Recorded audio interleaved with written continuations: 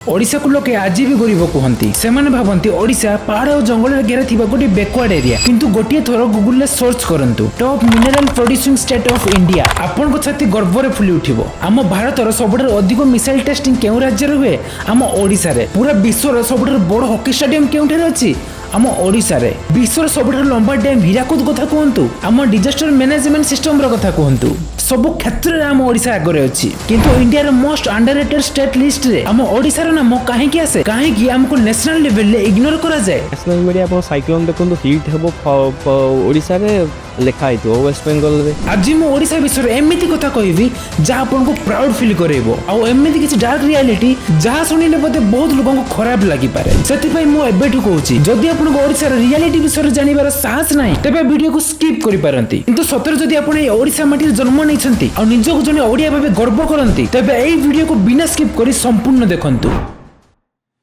प्राय 2000 वर्षर अधिक पुराना इंडिया प्रथम इंडो आर्यन भाषा एवं भारतर 6टी क्लासिकल लैंग्वेज भितर गोटिए आम ओडिया। महाराज गजपति कपिलेन्द्र देवଙ୍କ ठाରୁ आरंभ करी महाराज कृष्णचंद्र गजपतिଙ୍କ भଳି शासक पर्यंत सारला दास अतिबड़ी जगन्नाथ दास फकीरमोहन सेनापतिଙ୍କ भଳି महान कविଙ୍କ ପାଇଁ आम ओडिया आज समृद्ध। किंतु रियलिटी कोन जानिछंती आमे धीरे धीरे आम निज भाषा को भूली जाउछु। आपण निजे देखंतु पैन इंडिया मूवी आम इंडिया रे सब लैंग्वेज रे रिलीज करा जाउछि। खाली इंडियन नुहे बरং Chinese Japanese USA English release करा जाउछि। किंतु आम ओडिया भाषा रे रिलीज होउछि कि उत्तर होउछि ना। आ आईपीएल रे देखंतु भोजपुरी बंगाली मराठी भारतर समस्त लैंग्वेज रे कमेंट्री होउछि किंतु ओडिया रे काहे कि होउनी कारण सिंपल डिमांड ही नाही। आमे ओडिया हले मध्य ओडिया कहिबाकू ओडिया सुनिबाकू लाज करूछु। स्कूल और कॉलेज रे हिंदी और इंग्लिश रे कथा हेले स्मार्ट लागुछु आ ओडिया रे कथा हेले लोकल फील होउछि। आ गोटे कथा होउछि जेबे गोटे ओडिया मूवी रिलीज होउछि आ सहित जदि गोटे हिंदी फिल्म रिलीज होउछि तेबे ओडिया मूवी रे स्क्रीनिंग कमी जाउछि। एहार असल कारण होउछि आम निज लोकक भितर निज भाषा प्रति अवेयरनेस रो घर अभाव। आमे निजे आम भाषा को इंपोर्टेंस ही दउनु। जदि आमे माने आम निज भाषा को इंपोर्टेंस दबुनु बाहर लोक माने काहे कि देबे। सेति पई आजिठु आ एबेठु आम निज भाषा को इंपोर्टेंस दबा आ लाज न करी गर्व रे कहिबा आमे ओडिया।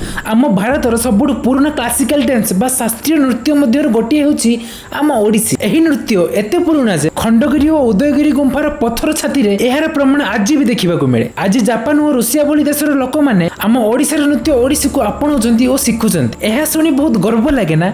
किंतु आम ओडिसा रो केते जण लोक ओडिसी शिखिछंती मु भी मध्य शिखिनी। आज दुनिया रे मॉडर्न शो जेमेति फेमस सिंगर एवं डांसर मानकर शो हेले क्राउड एते बढी जाय जे छिडा हेबा पई मध्य जगह मिलेनी। किंतु गोटे ट्रेडिशनल शो हेले सेतिरे सब सीट फांका पड़ी थाए किछि हाथ गणित लोक बसी शो देखुथांती। आमे हम कला और संस्कृति पई गर्व करबा शिखिछु किंतु ताहाको खाली आखिरे देखि कि बंचाई परिबा शिखि पारलु नाही। बाहर लोक आम कल्चर को रेस्पेक्ट करूछंती किंतु आमे मॉडर्न हेबा पई निज परिचय को भूली जाउछु। सेति पई आजिटु आमे हम क्लासिकल डांस को न शिखिले मध्य जने दर्शक भाबे देखि से मान को प्रोत्साहन करबा नियाती आवश्यक। आम ओडिया खाद्य जहा आम प्रत्येक ओडियांकर आइडेंटिटी पखाळ भात डालमा छेनापोड़ रसगोला और दही बरा आलुदम चाउल बरा भली आम ओडिया खाद्य खाली आम ओडिशा रे नुहे सारा विश्व रे प्रसिद्ध। किंतु रियलिटी कोन जानिछंती आमे कैफे रे 500 टका दे गोटे पिज्जा खाई व्हाट्सएप और इंस्टा रे स्टेटस देउछु। आमे पखाळ खाई खाली पखाळ दिवस को छाडी देले आ केउ दिन भी स्टेटस देउछु कि आ आम ओडिशा रे सहरिया लोक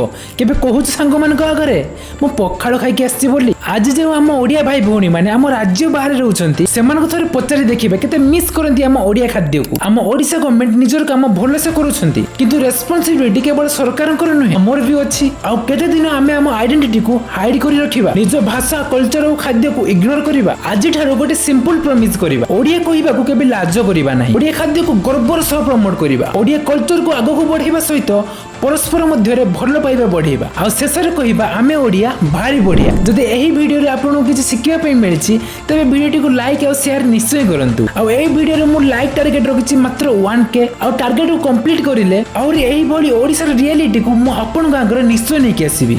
जय श्री जगन्नाथ।